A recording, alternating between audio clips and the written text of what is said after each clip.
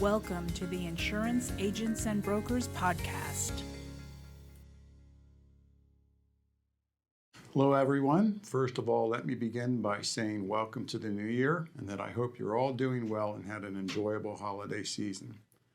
Let me introduce myself. I'm Don Bankus, IA&B's Legal and Corporate Affairs Director, and I'd like to welcome you to the January 2024 Primary Agent edition of Don's Discussions. So without further ado, let's get to this month's Q&A. This month's inquiry is, do I have a duty to provide an updated evidence or certificate of insurance if I independently become aware information in a previously issued certificate has changed or is no longer valid? And the answer is, as can be the case, sometimes a producer becomes aware that a previously issued certificate or evidence of insurance contains information which is no longer correct or valid.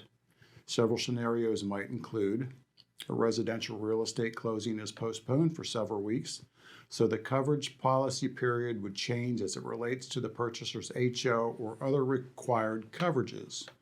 Or a new commercial customer cancels its policy shortly after having placed coverages via the agency, and the agency has already issued certificates as requested. Another example would be a carrier cancels a policy due to non-pay after certificates have been issued. So the short answer to the original question is that, if not requested to do so, there is neither a duty nor a requirement to unilaterally and or independently revise and resend updated forms.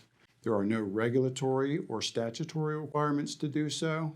There is no industry-wide duty, express or implied, to do so. And the instructions for the applicable accord forms do not include a requirement that producers engage in such a practice.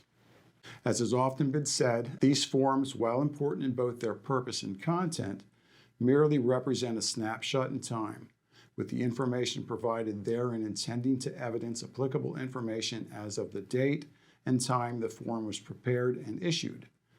Absent a mistake as to the applicable information during your initial preparation, your duty as to that form ends with its transmission to the respective recipient, whether the cert holder, mortgagee, loss payee, and or additional insured, as the case may be.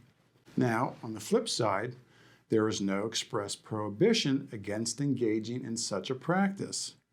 So, if out of the goodness of your heart you implement or engage in such a practice, what you end up doing is creating a duty of care which did not previously exist.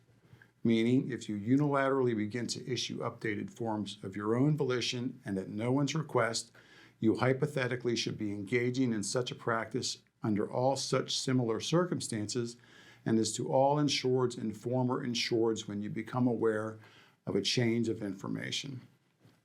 Final thoughts. Given the myriad of circumstances and unforeseen events which can crop up on a day-to-day basis, be mindful that a solution you choose to implement may unwittingly create a duty of care which otherwise may not exist. That's it for today. If you have any additional questions, please feel free to reach out and contact me at 800-998-9644 at extension 603 or email me at donb@iabforme.com. Thank you very much for listening. I hope you have a great day and please continue to be well and safe. Insurance Agents and Brokers is the premier resource and champion for independent insurance agencies in Pennsylvania, Maryland, and Delaware. For more information, visit iabforme.com. This is not a legal opinion and should not be relied upon as such. The intent is to provide general background regarding the topics discussed, not to provide legal advice. Producers and agencies should consult an attorney regarding specific situations and questions with respect to the topics covered. Neither IA&B or any of its employees shall be responsible for any errors or omissions regarding any statements, nor any statutes, regulations, court rules, and/or government documents cited.